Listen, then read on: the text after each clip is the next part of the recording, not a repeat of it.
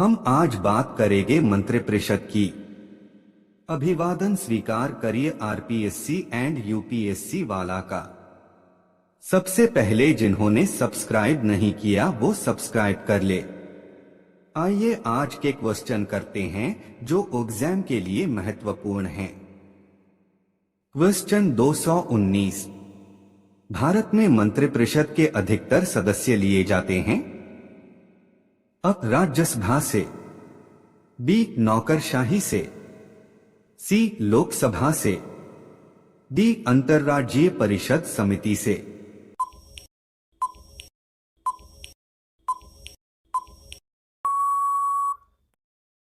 आपका सही जवाब सी. लोकसभा से। क्वेश्चन 220।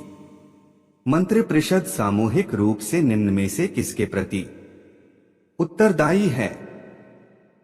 अ. प्रधानमंत्री के प्रति, बी. राष्ट्रपति के प्रति, सी. राज्यसभा के प्रति, डी. लोकसभा के प्रति।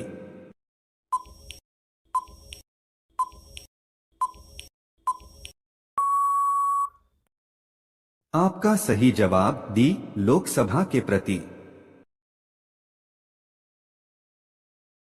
क्वेश्चन 221। भारतीय संविधान के संदर्भ में निम्नलिखित कथनों पर विचार कीजिए। 1. संघ मंत्रिपरिषद लोकसभा के प्रति सामूहिक रूप से उत्तरदायी होगी। 2. संघ के मंत्री प्रधानमंत्री के प्रसाद पर्यंत अपने पद धारण करेंगे।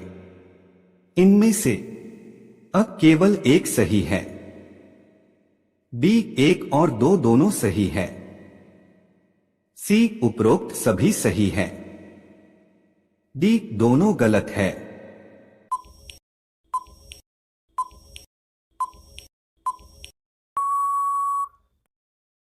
आपका सही जवाब अ. केवल एक सही है।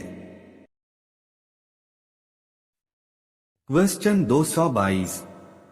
मंत्रिपरिषद सामूहिक रूप से उत्तरदायी होती है। 1. लोकसभा के प्रति, 2. एक संवैधानिक बाध्यता के अंतर्गत, 3. अनुच्छेद 75 3 के अनुसार, 4. अनुच्छेद 74 3 के अनुसार। उपरोक्त में से कौन से कथन सही है?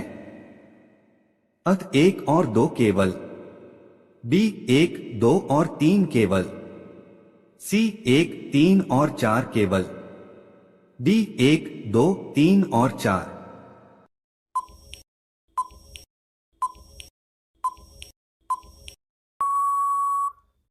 आपका सही जवाब बी. 1 2 और 3 केवल। क्वेश्चन 223। निम्नलिखित कथनों पर विचार कीजिए। 1. केंद्र में मंत्रिपरिषद संसद के प्रति सामूहिक रूप से उत्तरदायी होगी। 2. संघीय मंत्री भारत के राष्ट्रपति के प्रसाद पर्यंत पद धारण करेंगे। 3. विधि निर्माण हेतु प्रस्ताव के बारे में प्रधानमंत्री राष्ट्रपति को सूचित करेगा। उपर्युक्त कथनों में से कौन सा से सही हैं? अ. केवल 1, बी. केवल 2 और 3, सी. केवल 1 और 3, डी. 1 2 और 3।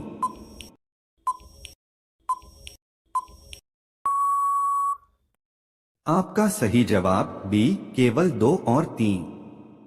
क्वेश्चन 224। केंद्र सरकार में राज्य मंत्री की क्या स्थिति है? अ. वह केंद्र सरकार का ऐसा मंत्री होता है जो कि मंत्रिमंडल का सदस्य नहीं होता है। बी. वह राज्य सरकार के हितों की देखभाल करता है। सी. वह राज्यपाल द्वारा नामांकित व्यक्ति होता है। डी. वह राज्य मंत्रिमंडल द्वारा नामांकित व्यक्ति होता है।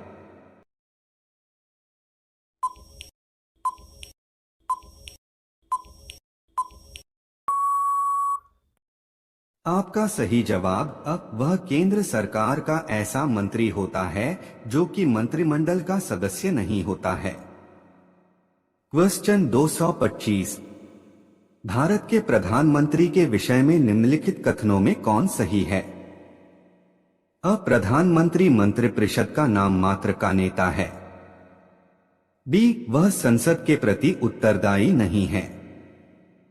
सी, वह अपने मंत्रियों में से किसी को बर्खास्त नहीं कर सकता है।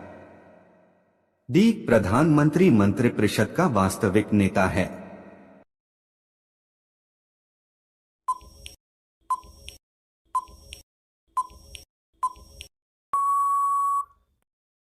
आपका सही जवाब डी, प्रधानमंत्री मंत्रिपरिषद का वास्तविक नेता है। क्वेश्चन 226, निम्नलिखित में से कौन सा एक प्रस्ताव भारत में मंत्रिपरिषद रख सकती है?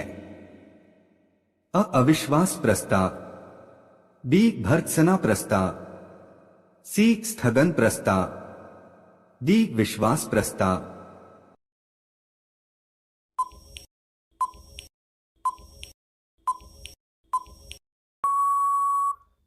आपका सही जवाब डी, विश्वास प्रस्ताव।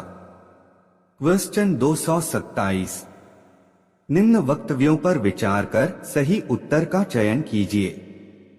कथन: अब मंत्री नीति बनाते हैं और लोक सेवक उनका क्रियान्वयन करते हैं।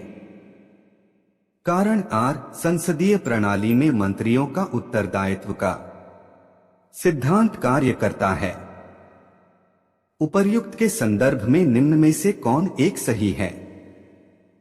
अ और आर दोनों सही है तथा आर सही स्पष्टीकरण है अ का। बी, अ और आर दोनों सही है किंतु आर सही स्पष्टीकरण नहीं है अ का। सी, अ सही है किंतु आर गलत है। डी, अ गलत है किंतु आर सही है।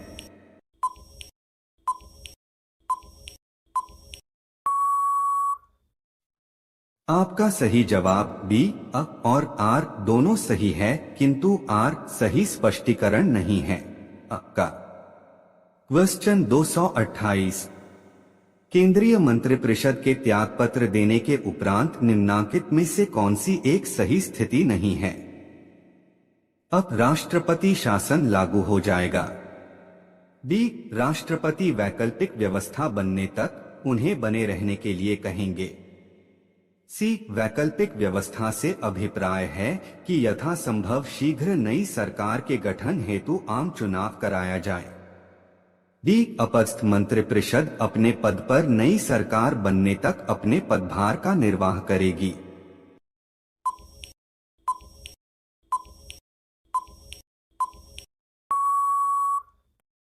आपका सही जवाब अ, राष्ट्रपति शासन लागू हो जाएगा। क्वेश्चन 229, अपना त्यागपत्र देने के बाद भारत में एक मंत्री को अपने त्यागपत्र के विषय में लोकसभा में व्यक्तिगत वक्तव्य देने के लिए किसकी अनुमति की आवश्यकता होती है? अ, प्रधानमंत्री, बी, स्पीकर, सी, राष्ट्रपति, डी, सर्वोच्च न्यायालय।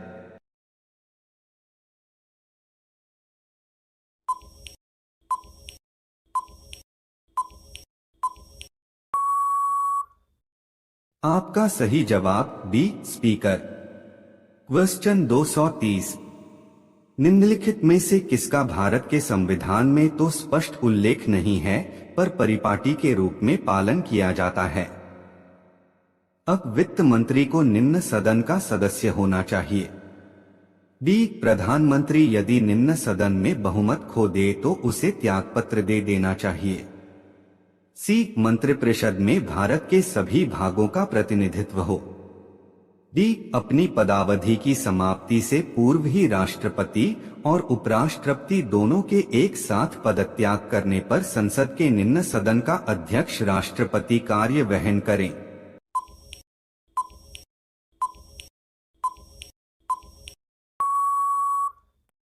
आपका सही जवाब बी, प्रधानमंत्री यदि निम्न सदन में बहुमत खो दे तो उसे त्यागपत्र दे देना चाहिए।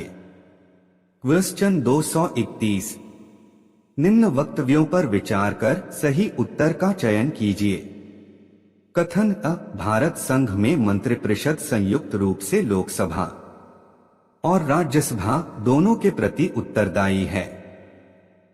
कारण आर, लोकसभा और राज्यसभा दोनों के सदस्य संघीय सरकार में मंत्री बनने के लिए पात्रता रखते हैं।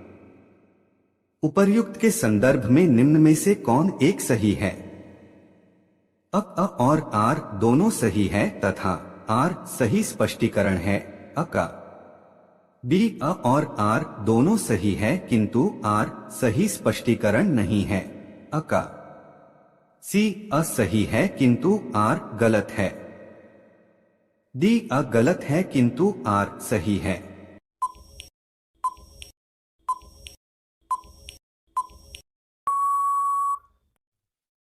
आपका सही जवाब डी अ गलत है किंतु आर सही है।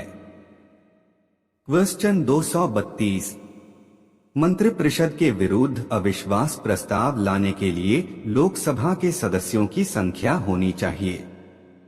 अ 30, बी 40, सी 50, डी 60।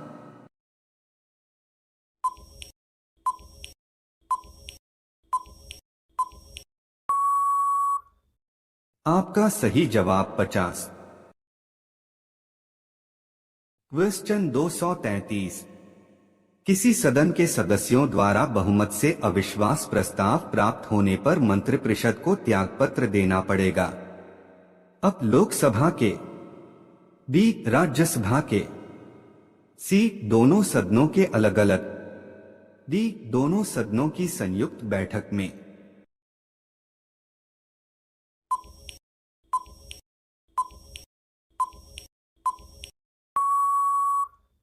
आपका सही जवाब अब लोकसभा के।